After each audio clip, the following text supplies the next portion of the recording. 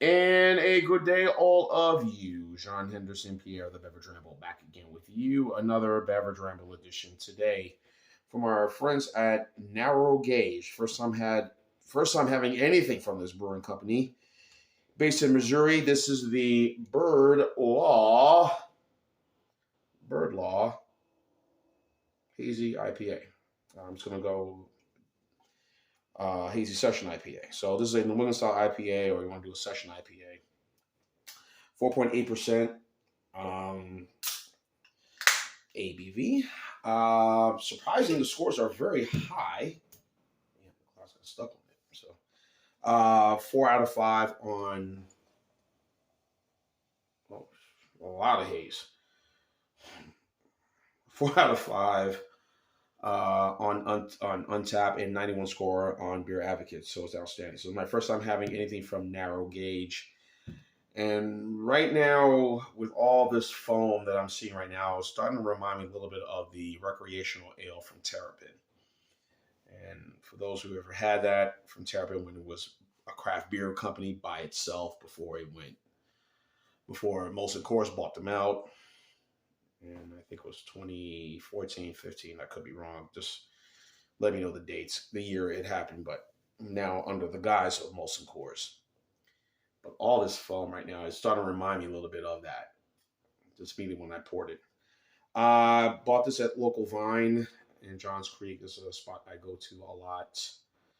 I go to a lot of places. I go to a lot to kind of get a lot of see some of the latest craft beers and other beers that they have. Of course, craft beer prices have gotten a little high.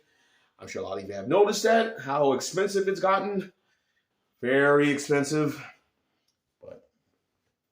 And be it as it may, good thing I bought a single instead of buying a sixer or a 4-pack. So hopped with Galaxy, Simcoe, and Mosaic Amarillo hops. So here it is, 4.8. And I know I've always talked about, I had some ice on the bottom of my glass. I've always talked about session IPAs and how I view sessions all the way up from this ABV level at 4.8, maybe 4.4, or wherever decide to go by, up to maybe 7% as considered being session. That's just me, how I look at it. I may look at it differently, but that's kind of how I view it. But in any event,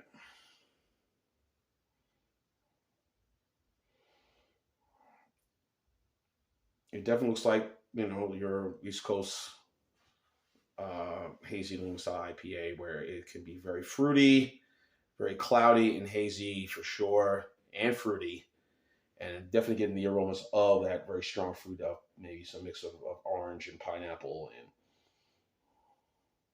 well, it's not tropical, I should say. Let me take that, not pineapple or guava, but I would say more of that citrus aroma.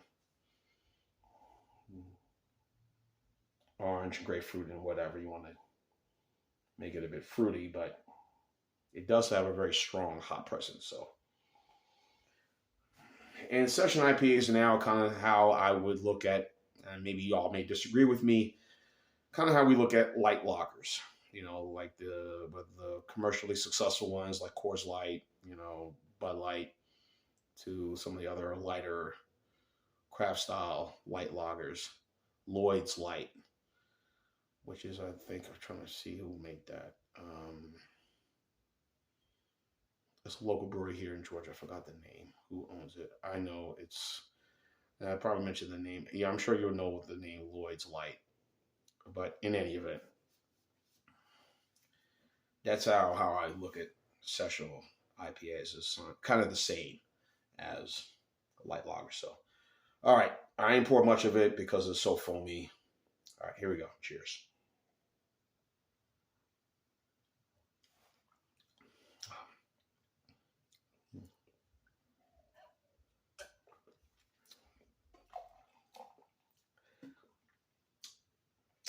I'm getting more a sour orange and a grapefruit in this.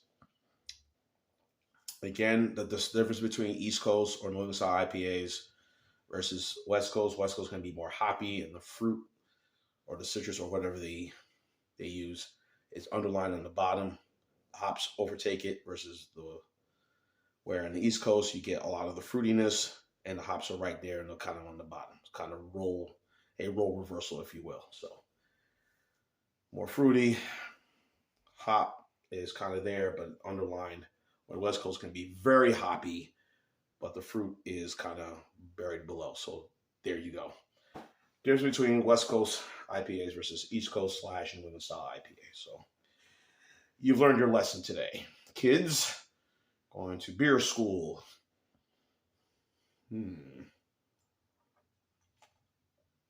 Just a lot of head on this thing right here. Again, like I said, when I did the Terrapin Recreational Ale, it was like immediately when I poured or had it, before I started doing reviews, I poured it like, whoa, so much head. What the hell's going on here? You know.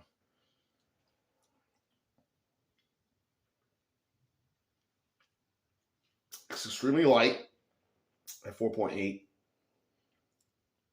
which right now, at my age right now, maybe that's a good thing to have instead of having these real bold, strong, double Imperial IPAs, which are getting way insane. I was talking about this with Mr. Terrio, Ronald J. Terrio, who's on the beer reviews, how they're just gotten so way out of control right now. These strong, heavy, bold IPAs are just like, man, I don't know if I can drink any of this stuff, man. It's just, and someone kind of mirror each other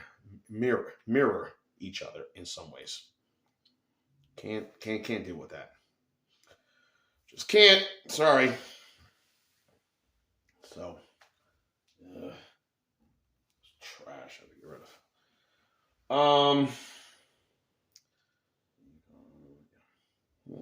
Interesting. It's not bad. It's enjoyable. It isn't, really, giving me the, like, ooh, this is, hey. It's just a nice refreshing, and I think it is quite refreshing. That's why I need to be drinking more of these. Maybe a lower ABV sort of beer, My age, I can't be drinking all these heavy stuff right now.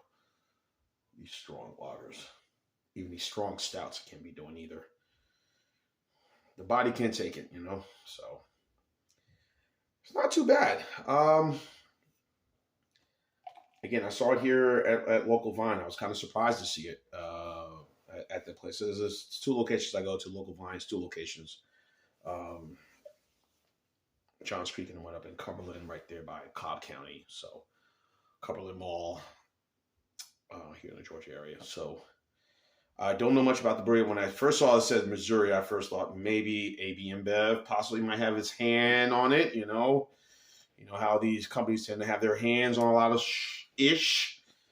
Turned out not the case. So this would be perfect for the summertime as we're about to approach spring, summertime, as we're getting closer to it. It would be great to sip on something like this. Again, nothing too heavily strong, just perfect, just right.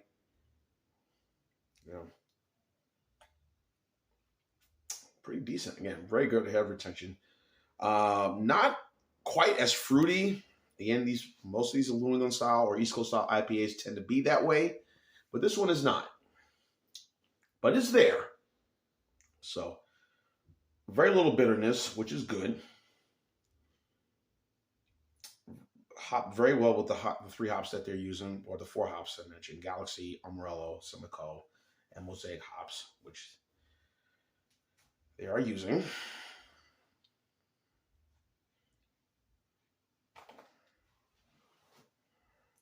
It's a pretty good, decent session IPA. I'm not really. I think it was the one in Sweetwater. Sweetwater had a very hazy one. They had, I forgot the name of it, but that was really good. But I haven't seen that around by Sweetwater in some time now. Maybe it is, but I have to if I really want to look for it, But I don't. So just right, 4.8%. Kind of like a light lager. Many tend to look at these IPAs now, especially with this ABV style, even some are kind of viewing them as kind of like an adjunct lager in some ways. Because so many styles of them out there right now. It's just like in a good way, but you know, I don't know. IPA's been around forever, guys, as is adjunct lagers, pilsners, but I think the market, especially these double IPAs, especially has tapped out to a point where I don't know if I can keep doing it. Just can't. But so many. But anyway, I won't go as high as the scores that the Beer Advocate or on tap go, but I'll give it a fair score. I think this will be an 8.9 for me. So this is like B plus, borderline on an A minus for me for this one. Narrow gauge again. Hopefully we get more of their stuff here in the Georgia area. Of course, they're based in Missouri. First time having anything from them, so you know we shall see. So 8.9, B plus, borderline A minus for the narrow gauge Beer Law Session IPA. Check it out. If you're in Missouri, we'll swing by their brewery, buy one. You may like it. I'm sure you will. John and Pierre, the Beverage Rental Team. Keep on watching as always. Cheers, live, laugh, and love. Bird Law. Bird watching. Birds. Enjoy.